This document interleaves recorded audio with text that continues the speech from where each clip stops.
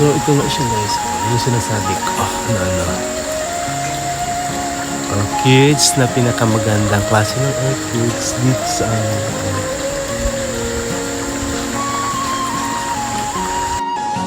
guys, ang ganda ng orchids na ito.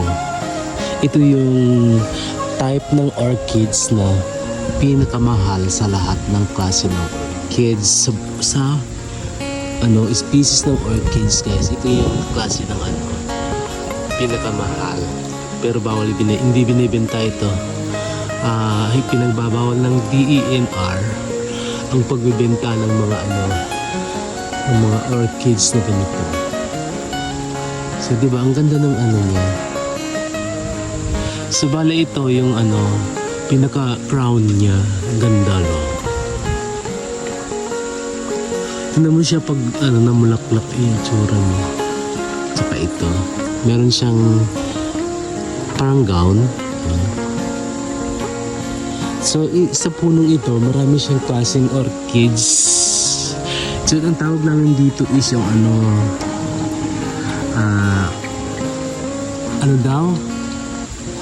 damit ng yung ko sabi ng matatandaan ito. So ito yung klase ng orchids dito sa aming bahay. So nakita nyo guys, ito siya. Ito yung isang klase niya. Second, hindi ko alam, third class of yata to, orchids. Tawag naman dito ay monkey tail. Kasi totoo naman, nagmumukha siyang tail ng monkey, diba? So isang types ng orchids na meron dito is ito.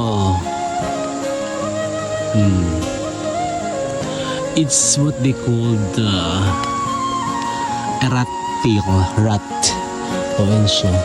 Ang dami maganda, diba? So yan yung pinaka-crown niya nasa taas.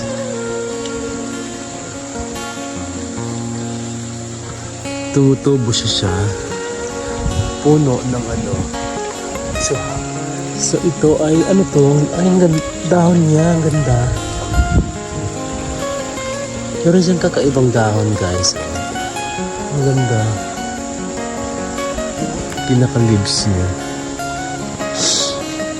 So balik tayo dito sa kabila. Lipat tayo dito. Ayan siya.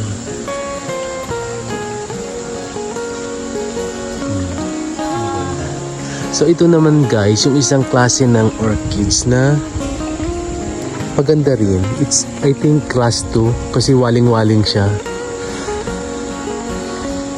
So yun lang guys. Hello, ayun meron pa pala dito maliliit.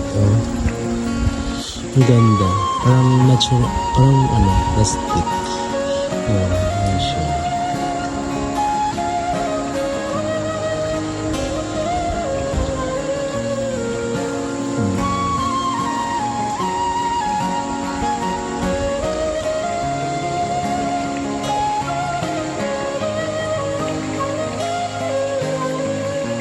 Super lamig guys dito sa bundok. Ay nako, manginginig ka sa lamig niya. Kahit summer season, pag dito ka sa bundok, nako, grabe ang lamig. Hindi mo makakayanan.